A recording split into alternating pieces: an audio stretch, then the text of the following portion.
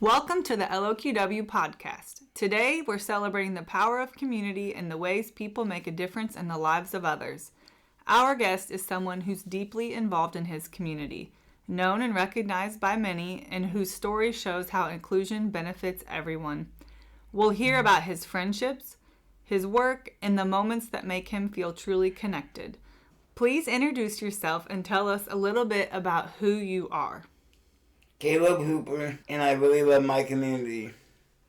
What are some things people in the community might know you for? Music, karaoke, singing, dancing, collecting different things. What else? Being kind. Speaking of being kind, there might be a story behind that. Yep. I got the Kindest Monroe City award. What does being part of this community mean to you? Like, how do you feel when you're out and about and people recognize you? Special. Good and proud to be a part of this community. Can you share a specific time when you really felt included or recognized? When I got the Kindest Award. Yep. There were a lot of people that were rooting for you. Tell me about the Monroe City Kindest Citizen Award. It was good. Kids sent in essays and they wrote about me. You had several people write about you. I remember reading a couple of the essays. Yeah. Yeah. So they wrote the essays, and then what happened? I got nominated. That was your nomination? Yep. What happened after nomination? Got to go to the banquet. Did you know you were going to win? No, I had a feeling. You got recognized for all the love that you pour into your community. Yep. What are a few of your favorite things to do in your free time? Listening to music, shopping, and hanging out with friends and family. Are there places in town you like to go often? Yes. The workshop and some of the local shops and restaurants. Are there any specific restaurants or businesses that you like to visit? School board and dugout. I love Brown and Gray. I've heard that you like to stop in and check in on people in the community. Yep. That's something I like to do. If you had the perfect day in Monroe City, what would it look like? Just hanging out with friends and having a good time. Just hang out and eat lunch. Who would you be with? Jacob Kelly. Jacob's your best friend, huh? Yep. Where would you and Jacob go? Perfect day. Brown and Gray. Take a walk. Eat lunch at the scoreboard. Got any favorite foods at the scoreboard? Buffalo fries. Those are delicious. Anything else you would do in Monroe City on the perfect day? Go uptown to some shops and live in Franklin. Tell us about your job. Holy Rosary School, I'm a part-time janitor. How long have you worked there? Almost 19 years. Wow. You are a loyal, dedicated employee. Yep. What do you like about working at Holy Rosary? Getting to see all the teachers and kids and getting to hang out with Kaylee Buckman. Kaylee is your job coach. Yep. Are there skills or talents you're proud to use there? Cleaning skill. You have really strong social skills. Everybody loves you there.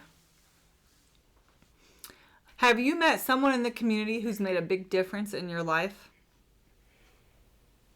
A teacher that I had, Tony Addison.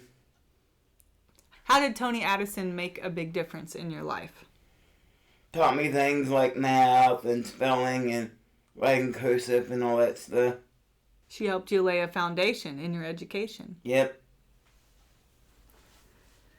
Share with me any stories of fun, support, or unexpected moments or surprises in the community. A couple of birthdays ago when the power went out at school board, but I still partied. Yeah. Sang music and they found the light and I kept on partying. You got any more fun stories? The time I got to be a cop for a day. You got to be a cop for a day. Yeah. I got to use a pellet gun and shot the cop a couple of times and did on drive-by and all that. Cool. Got to handcuff a couple people. Yep. Yeah, that's a very memorable or unexpected moment, huh? Yep. Got a couple of awards for that. Like papers from the police office. Nice. They give you some certificates? Yep. Have you ever faced a challenge being part of this community? No. You're pretty well loved. Yep.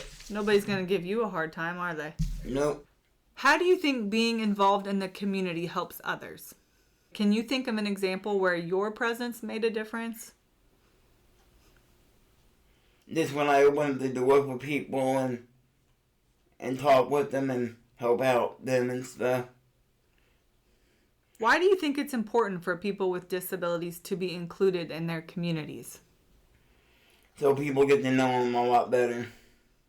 So they can get jobs and they can meet new friends and all that. Definitely.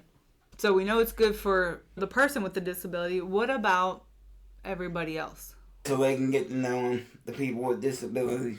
Yeah. What advice would you give someone who wants to be more involved in their community? Just get out there and word of mouth and all that. Don't be afraid to meet new people? Yep. How can people make other people feel welcome? Like, what makes you feel welcome in the community? People saying hi and hello and words like please and thank you. Yeah. Friendly greetings.